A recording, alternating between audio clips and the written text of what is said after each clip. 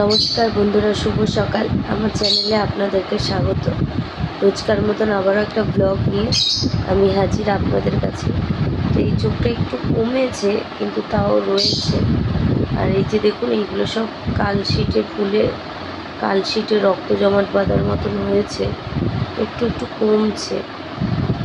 তো চলুন আবারও একটা নতুন ব্লগ, আপনারা সঙ্গে থাকুন, দেখতে থাকুন, পাশে থাকুন।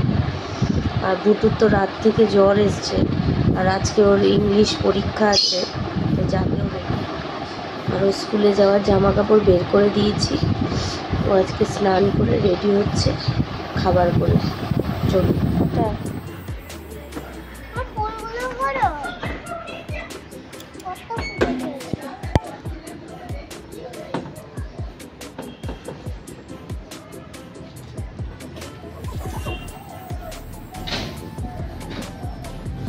তো বন্ধুরা, এইদিকে ভেন্ডি আলু ভাজা করব। তো ভেন্ডি আর আলু কেটে নিয়ে ভাতের জন্য চাল নিয়েছি, চালটা ধোবো। আজকে খুব তাড়াহুড়োর মধ্যে আছি, ওই জন্য আর ভিডিও করতে হচ্ছে না। আর এখানে এই যে একটু টমেটোর চাটনি বসিয়েছি। তো টমেটো কেটে কড়াইতে সর্ষের তেল দিয়ে পাঁচফোড়ন দিয়ে টমেটো দিয়েছি, আর একটু নুন দিয়েছি। টমেটো একটু গলে আসার পর ওই আলু বোখরা আর একটু আমসত্ত্ব ছিল দিয়েছি। তো এটা হোক, এরপরে আরেকটু কমে আসলে চিনি দেব, দিয়ে চাটনি। আর এই যে আজকে একটু অন্যরকম করছি, এখানে উচ্ছে আলু সেদ্ধটা আগে বসিয়েছি, কারণ ভাতের সাথে মানে চাল একসাথে দিলে ওটা কম সেদ্ধ হবে, তো আগে থেকে একটু সেদ্ধ বসিয়েছি। আর এই যে ডিম করব, এই যে ওপরে আগে ডিমটা গরম হচ্ছে বসিয়েছি। তো এবার চালটা ধুয়ে ভাতে মানে হাঁড়িতে দিয়ে দেবো ভাত হওয়ার জন্য। তো বন্ধুরা, চাটনিটা ফুটে এসছে। তো তার আগে আমি ভুলে গেছি দেখাতে, তো একটু তেঁতুল গুলে, তো একটু সামান্য একটু তেঁতুল গোলা জল দিয়েছি টকের জন্য, কারণ এখন অফ সিজন, কুল থাকলে কুল দিতে হতো। আর খেজুর রয়েছে, খেজুর ধুয়ে একটু দেব।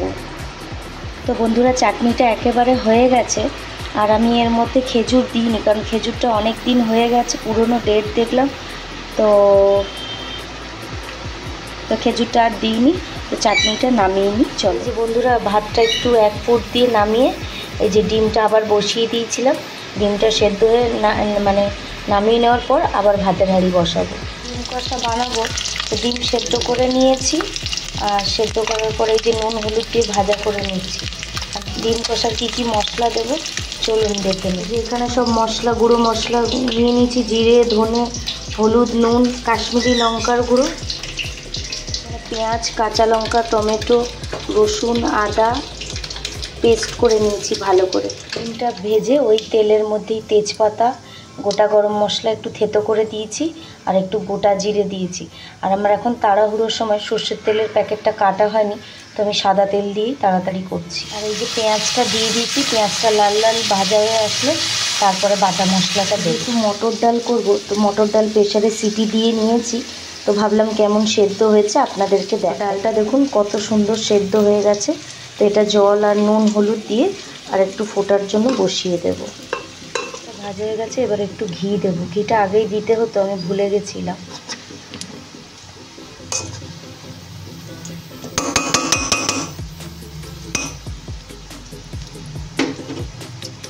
এরপর ওই বাটা মশলাটা দেবো। এই রান্নাটায় বেশি পেঁয়াজ ভাজা চলবে না, হালকা জাস্ট কালারটা চেঞ্জ হলেই বাটা মশলাটা দিতে হবে।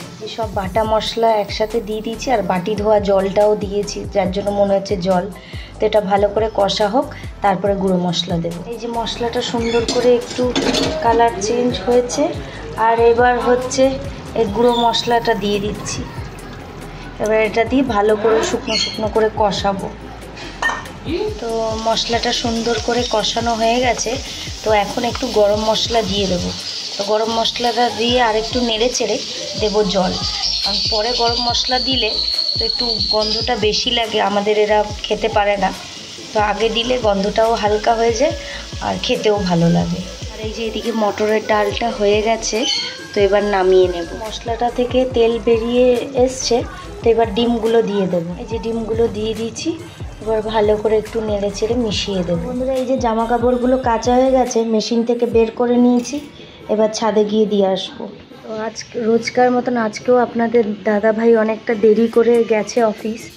তো এখন 12টা মতন বাজে, বাচ্চা সব কিছুই তো প্রায় ওই করছে, আর করে টোরে দিয়ে যেতে একটু দেরি হচ্ছে, দেরি করেই যাচ্ছে, আর আমি যেটুকু পাচ্ছি করছি। এই যে রোদে জামা কাপড়গুলো অনেক দিন ধরে জমে রয়েছে, আর কদিন ওয়েট করব।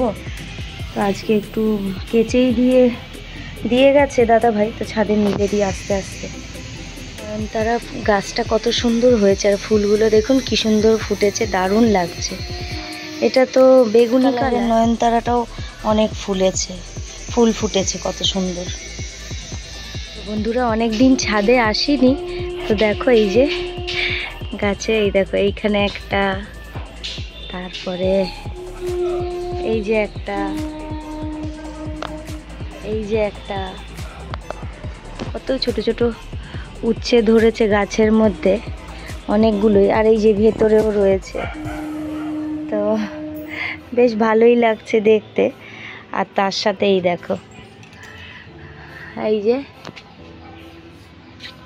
টান টান, এইটা কি বলো তো, শিম। কি এত আনন্দ হচ্ছে আমার, কি বলবো।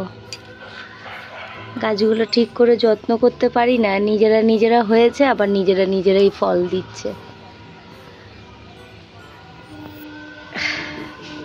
পদ্ম গাছের অবস্থা দেখো, জল শুকিয়ে গেছে, তো পাতা একের পর এক হয়েছে, আর শ্যাওলাও জমে রয়েছে, তো পরিষ্কার করতে হবে। শরীরটা ঠিক হোক তারপরে করব। তো বন্ধুরা এদিকে আমি জামা কাপড়গুলো মিলছি, আর ওইদিকে দেখো কত মেঘ আসছে, তাই ভাবছি কি করব, দেব নাকি ওয়েট করব বুঝতে পারছি না। তো মেলা মোটামুটি হয়ে গেছে, ক্লিপ দেইনি এখনো, তো দেখা যাক। আর এই যে ছাদে আমি রোদের মধ্যে জামা কাপড় দিতে এসেছিলাম, তো চোখের মধ্যে তাপ লেগে কত জল বেরোচ্ছে চোখ দিয়ে, দেখো। জামা কাপড় তো দিয়ে চলে এসেছি, একটু কিছুক্ষণ থাক, যদি দেখি খুব জোরে বৃষ্টি আসছে তো নামিয়ে নেব। এখন থাক, সবে দিলাম তো তাই ভাবছি একটু থাক। তো বন্ধুরা এই যে আমার ডিম কষাটা একদম হয়ে গেছে, একদম শুকনো শুকনো রেখেছি, নামিয়ে নেবো এবার। এই দেখো দিয়ে নিচে গেলাম, নিচে গিয়ে একটু চোখে ওষুধ দিলাম, দিয়ে ততক্ষণে মেঘ দেখো পুরো একদম ভর্তি হয়ে গেছে। ভাবছিলাম তুলবো না, কিন্তু এমন চারিদিকটা কালো হয়ে যাচ্ছে, কি করব বুঝতে পারছি না। আজকে দুপুরের মেনুতে এই যে উচ্ছে আলু সেদ্ধ, ভেন্ডি আলু ভাজা, আর এই যে ডিমের কষা গায়ে গায়ে, এই যে মটরের ডাল। তো আজকে মটর ডাল করেছি গাঢ় করে। এই যে এখানে সেই চাটনি যে করেছিলাম সেই চাটনি, তো আপনাদের দাদা ভাই কিছু খেয়ে গেছে চাটনিটা, তো ওই জন্য চামচ দেওয়া রয়েছে। তো এই দিয়েই আজকে দুপুরের লাঞ্চ কমপ্লিট হবে।